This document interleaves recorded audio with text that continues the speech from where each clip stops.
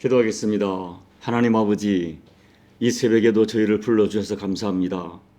매일매일 주님 앞에 엎드려 주님을 사모함이 우리 인생을 지탱하는 힘이요 능력임을 고백합니다. 이 새벽에도 하나님의 은혜 없이는 살 수 없어 엎드려 싸우니 저들의 심령의 소원을 하감하시사 하나님 은혜 주시고 만져주시고 또 주시는 말씀 붙들고 험한 세상의 도전들을 이겨내는 저희가 될 수 있도록 아버지 하나님 은혜 베풀어 주옵소서. 새벽을 깨어 엎드려 간구한 저들의 간구가 하나님의 긍휼을 입도록 축복해 주시옵소서. 예수님 이름으로 간절히 소망하며 기도하옵나이다. 아멘. 하나님 말씀 시편 6편입니다. 1절부터 10절까지 우리 천천히 합독하도록 하겠습니다. 여호와여, 주의 분노로 나를 책망하지 마시오며 주의 진노로 나를 징계하지 마옵소서. 여호와여, 내가 수척하여 싸우니 내게 은혜를 베푸소서. 여호와여, 나의 뼈가 떨려오니 나를 고치소서. 나의 영혼도 매우 떨리나이다. 여호와여, 어느 때까지니까? 여호와여, 돌아와 건지시며 주의 사랑으로 나를 구원하소서. 사망 중에서는 주를 기억하는 일이 없사오니 스월에서 주께 감사할 자 누구리이까? 내가 탄식함으로 피곤하여 밤마다 눈물로 내 침상을 띄우며 내 요를 적시나이다. 내 눈이 근심으로 말미암아 쇠하며 내 모든 대적으로 말미암아 어두워졌나이다. 악을 행하는 너희는 다 나를 떠나라. 여호와께서 내 울음소리를 들으셨도다. 여호와께서 내 간구를 들으셨으며 여호와께서 내 기도를 받으시리로다. 내 모든 원수들이 부끄러움을 당하고 심히 떠미어 갑자기 부끄러워 물러가리로다. 아멘. 여러분, 시편은 하나님을 찬양하는 시들을 모아놓은 책입니다. 전체가 150편이죠. 그런데 그 150편 중에 비탄의 시가 36편, 그리고 애가라고 부르는 눈물의 시가 6편이 포함되어 있습니다. 이 비탄의 시란 것은 그야말로 고통 중에 탄식하며 쓴 시고, 애가는 가슴 아픈 가슴앓이를 끌어안고 눈물로 쓴 시가 애가입니다. 그러니까 하나님을 찬양하는 150편의 시 중에 탄식하고 울면서 쓴 시가 42편, 즉 28%가 됩니다. 그리고 그 비탄의 시를 주로 쓴 사람이 놀랍게도 하나님께서 내 마음에 합한 사람이라고 그 신앙과 영성을 크게 인정하셨던 다윗입니다. 위대한 하나님의 사람이 가장 많은 비탄의 시와 눈물의 시를 썼다는 이 진실이 우리에게 가르쳐주는 교훈이 매우 많다고 저는 생각합니다. 이런 비탄의 시나 애가를 읽고 묵상하면서 우리는 두 가지 질문을 던지게 됩니다. 첫째는 왜 하나님의 백성들에게 이렇게 비탄에 빠지고 왜 이렇게 울어야 할 일이 많은가? 왜 하나님께서는 자신의 백성들이 비탄에 빠져 울고 있는 것을 보고만 계시는가 하는 질문을 던집니다. 그리고 또 하나의 정말 중요한 질문은 어떻게 하나님의 백성들은 이렇게 비탄 속에서 울면서라도 하나님을 찬양하는가 하는 질문입니다.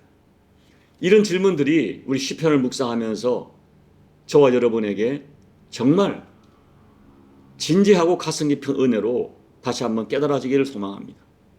저는 생각하기를 험한 세상 속에서 눈물을 흘리면서라도 지켜내야 될 영광스러운 길이 주님을 향한 우리의 신앙이라고 저는 믿고 있습니다. 자, 시편 6편 역시 비탄의 시입니다. 이 표제가 다윗의 시 인도자를 따라 현악 8째 줄에 맞춘 노래라고 되어 있어요. 여기 현악 8째 줄에 맞춘 노래는 아주 저음으로 부르는 노래로서 그 음악의 분위기가 무겁게 느껴지는 노래죠. 이러한 음악의 분위기는 당시의 다윗의 고통스러운 상황을 표현해 줍니다. 이 시는 다윗이 절망 중인 상황에서 어떻게 하나님의 마음을 움직였는가, 어떻게 믿음의 사람들은 이 절망스러운 상황에서 반응하는가, 그리고 제가 던진 질문처럼 어째서 하나님의 사람들은 이 절망 속에서 결국 찬양하는가 하는 것을 우리에게 가르쳐줍니다. 그렇다면 하나님의 마음을 움직이는 이 기도, 이 시는 보면서 우리가 어떻게 우리 인생에 다가오는 도전 속에, 특별히 고난 속에 반응해야 할까요? 첫째, 고통스러운 상황을 자신을 돌아보는 기회로 삼아야 합니다. 자, 1절을 보면 제가 읽어드릴게요. 여호와여, 주의 분노로 나를 책망하지 마시오며 주의 진노로 나를 징계하지 마옵소서. 여러분, 시편 6편은 다윗이 쓴 7개의 회개시 중에 첫 번째 시입니다. 다윗은 자기에게 찾아온 고통과 시련을 하나님의 분노로 인한 책망으로 받아들였고 또 하나님의 진노로 인한 징계로 받아들였어요. 그래서 회개하는 마음으로 책망과 징계를 그치게 해달라고 기도합니다. 사랑하는 여러분, 내게 와진 모든 고통이 죄 때문에 오는 것은 아닙니다. 그러나 그럼에도 불구하고 고통이, 고난이 찾아왔을 때 겸손하게 자기를 살피면서 나의 죄를 회개하는 기회로 삼는 사람은 정말 영적으로 성숙한 사람이고 정말 복된 사람입니다.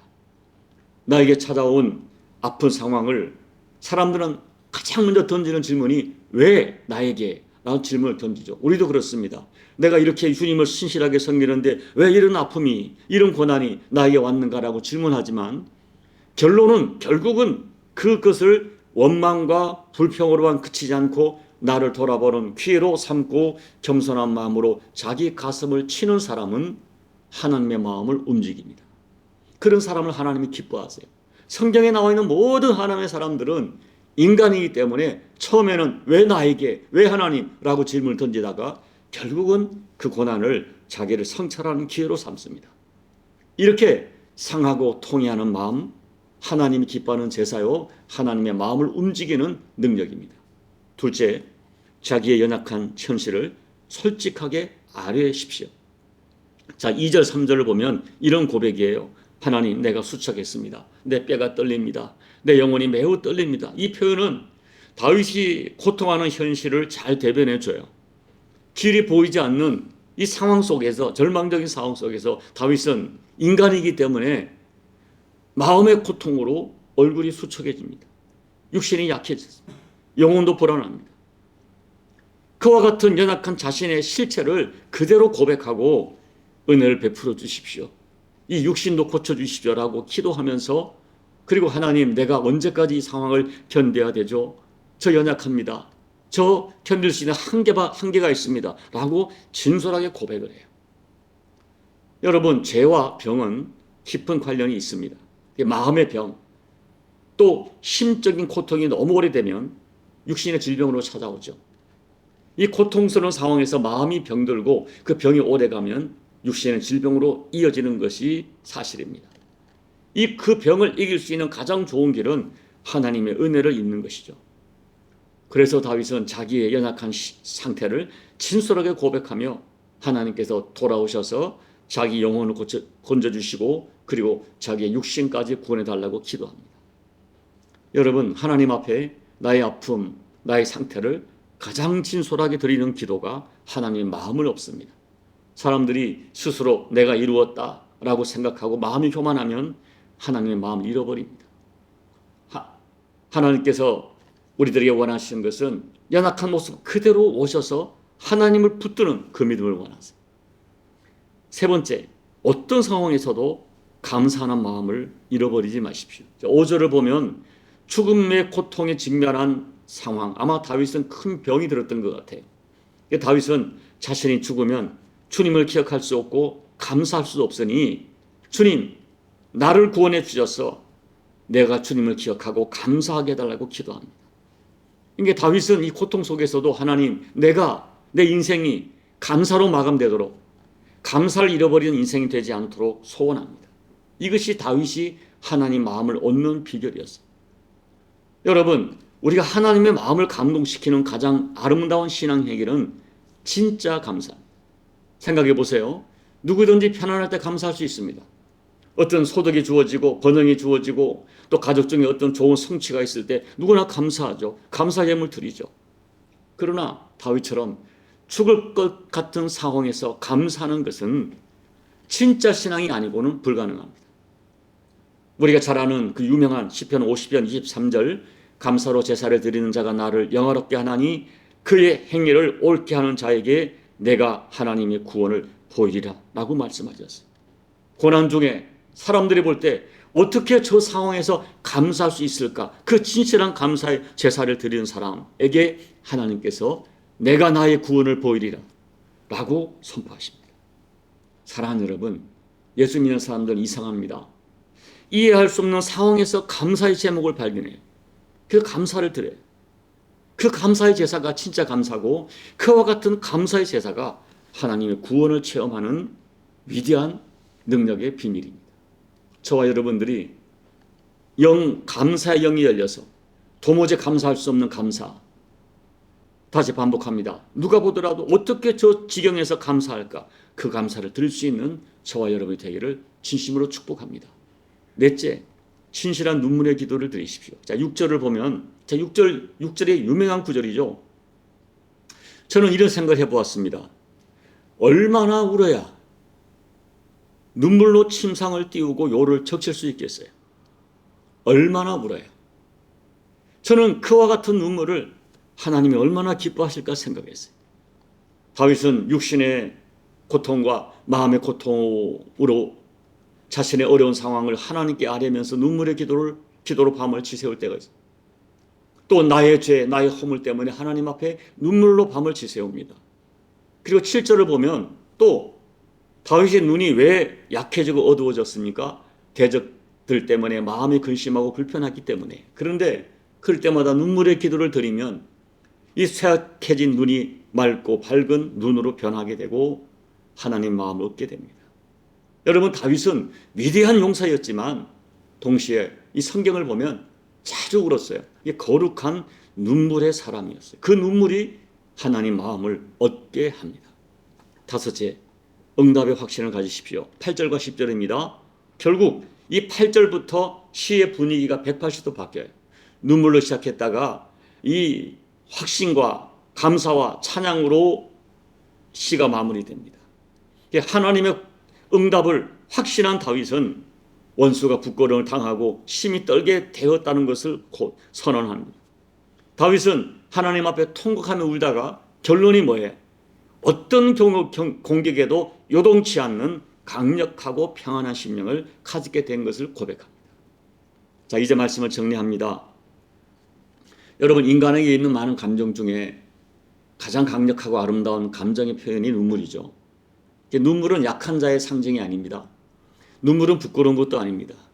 강한 용사여 위대한 왕이었던 다윗도 자주 눈물을 흘렸어요. 얼마나 눈물을 흘렸던지 그 눈물이 침상을 적시고 요를 적실 정도였습니다. 다윗은 왜 그렇게 눈물을 주저하지 않았을까요? 하나님 앞에 가장 진실했기 때문이고 또 눈물의 능력을 알았기 때문입니다. 시편 56편 8절, 나의 유리함을 주께서 계수하셨사오니 나의 눈물을 주의 병에 담으소서. 이것이 주의 책에 기록되지 아니하였나이까. 주의 병, 눈물을 담는, 다윗은 의인의 눈물은 한 방울도 땅에 떨어지지 않고 하나님의 병에 담겨진다고 확신했기 때문에 눈물을 부끄러워하지 않습니다. 저는 예수 믿는 저와 여러분에게 눈물샘이 마르지 않기를 정말 소원합니다. 눈물을 부끄러워하지 않고 눈물의 기도를 드릴 수 있는 사람이 결국은 어때요? 누군가의 눈물을 흘려줄 수 있는 성숙한 하나님의 사람이 됩니다. 시편 126편 5절 6절, 눈물을 흘리며 씨를 뿌리는 자는 기쁨으로 거두리로다. 울며 씨를 뿌리러 나가는 자는 반드시 기쁨으로 그 곡식단을 가지고 돌아오리로다 하는 이 말씀은 자연계의 위대한 법칙이면서 영계의 위대한 법칙이고 변함없는 진리의 말씀입니다. 눈물을 흘리며 씨를 뿌리는 자 반드시 정령 기쁨의 곡식단을 가지고 돌아오도록 하나님이 역사합니다. 소망하기는 거룩한 눈물의 기도로 하나님의 마음을 얻고 나를 지키고 내 가정을 지키고 교회를 지키고 사명을 감당하는 저와 여러분 되시기를 예수님 이름으로 축복합니다. 아멘. 우리 찬송가 456장을 부르겠습니다. 456장. 거친 세상에서 실패하거든 그 손 못자국만 줘라. 고된 일 하다가 힘을 얻으리 그 손못 자국 만져라. 그 손못 자국 만져라. 그 손못 자국 만져라. 주가 널 지키며 인도하시리. 그 손못 자국 만져라. 내가 어둠 속을 걸어갈 때에 그 손못 자국 만져라. 주가 참 평안을 내게 주시리. 그 손못 자국 만져라. 그 손못 자국 만져라. 그 손못 자국 만져라. 주가 널 지키며 인도하시리. 그 손못 자국 만져라. 내가 부활의 주 따라가려면 그 손못 자국 만져라. 내가 주 안에서 길이 살리라. 그 손못 자국 만져라. 그 손못 자국 만져라. 그 손못 자국 만져라. 주가 널 지키며 인도하시리. 그 손못 자국 만져라. 너의 죄악의 짐 무거울 때에 그 손못 자국 만져라. 마음 문 열고서 주를 모셔라. 그 손못 자국 만져라. 그 손못 자국 만져라. 그 손못 자국 만져라. 주가 널 지키며 인도하시리. 그 손못 자국 만져라. 하나님 아버지, 거친 세상 걸어갈 때에, 또 때로는 앞이 보이지 않는 어둠 속을 걸어갈 때에, 주님, 얘가 예수를 사랑하지만 나도 모르게 연약한 육신을 입고 하나님 앞에 범죄의 죄짐이 무거울 때에 나를 사랑하시되 십자가에서 피 흘리기까지 사랑하신 우리 예수님의 사랑 확신하고 하면서 그 사랑의 손, 그 용서의 손, 십자가의 대속에 그 손을 붙들고 하나님 앞에 회개하며 하나님 의지하며 주님 붙들다가, 아버지, 나를 이토록 사랑하시는 위대한 하나님의 사랑이 우리 가운데 구원의 역사로 나의 영혼을 구원하고 삶의 여러 가지 상황과 여건 속에서 구원하시는 그 구원의 능력, 사랑의 능력을 체험하는 우리 모두가 될 수 있도록 은혜 베풀어 주옵소서. 울며 울며 주님 앞에, 아버지, 내 침상을 적셨던 다윗의 기도가 우리의 기도가 되어지고 우리의 눈물이 되어져서 하나님 마음을 크게 얻는 우리 모두가 될 수 있도록 은혜 베풀어 주옵소서. 예수님 이름으로 감사하며 소망하며 기도하옵나이다. 아멘. 여러분, 오늘 저는 이 다윗 시편 6편을 너무너무 사랑하고 또 자주 고백하는 시입니다. 오늘 다윗의 눈물의 기도가 여러분의 눈물의 기도가 되고, 또 다윗이 경험한 하나님이 여러분의 하나님이 될 수 있도록 다시 한번 진실한 기도를 이 새벽에 다시 한번 결단하시기 바랍니다. 여러분의 교회가, 또 우리 교회가, 또 이 땅의 모든 교회가, 조국 대한민국 교회가 눈물이 살아있는 교회가 될 수 있도록 중보하며 기도해 주시고, 여러분 각자의 개인 기도로 기도를 마무리하시고 돌아가시기 바랍니다. 기도하겠습니다. 하나님 아버지, 이 새벽에 하나님 앞에 엎드림이 감사합니다. 하나님 앞에 흘릴 눈물이 있음을 감사합니다. 여러 가지 상황 속에서 우리가 때로는 너무 고통스러워 밤을 지새기도 하지만 그 밤 속에 아버지, 인간적인 감정으로만 치우치지 아니하고 하나님을 생각하며 흘리는 눈물, 우리 가운데 아직까지 살아있게 하심을 감사합니다. 점점 말라가는 저들의 심령, 점점 말라가는 저들의 눈의 눈물샘을 다시 한번 하나님께서 만져주셔서 하나님 앞에 어린아이처럼 가장 진솔한 심령으로 내 마음을 토하다가, 내 상황을 토하다가, 내 고통, 내 눈물 주님 앞에 올려드리다가 하나님의 그 긍휼하심과 사랑, 진멸되지 않는 무궁하신 주님의 사랑을 다시 한번 체험하는 저희가 될 수 있도록 아버지 하나님 축복해 주옵소서. 하나님 아버지, 우리에게 다가오는 크고 작은 고난 속에 그 고난으로만 함몰되지 않게 도와주시고, 주여, 내가 풀 수 없는 이 인생의 문제, 어둠의 문제, 죄악의 문제, 모든 도전의 문제, 갈등의 문제, 감당할 수 없는 모든 어때까지 인생의 무거운 짐을 하나님 앞에 내려놓고 주님 앞에 내 모든 심령을 진솔하게 토하고 주님 앞에 내 아픔과 내 연약함을 고백하다가 하나님 아버지, 간절히 찾고 찾는 자기 백성을 반드시 돌아보시는 아버지의 사랑을, 하나님의 사랑을, 그 위대한 능력을 체험하는 저희가 될 수 있도록 아버지 하나님 축복해 주십시오. 하나님 아버지, 교회마다 자꾸만 눈물이 말라갑니다. 하나님 아버지, 종의 심령도 눈물이 말라갑니다. 목사의 심령에 눈물이 말라가고 있습니다.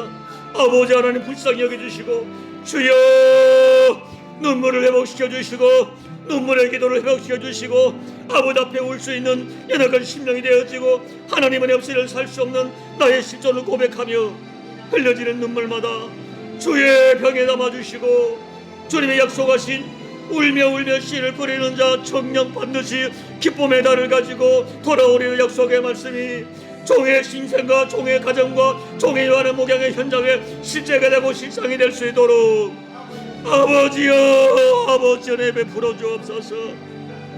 이 은혜를 사모합니다. 주님만은 아십니다. 주여 긍휼을 베풀어 주시옵소서.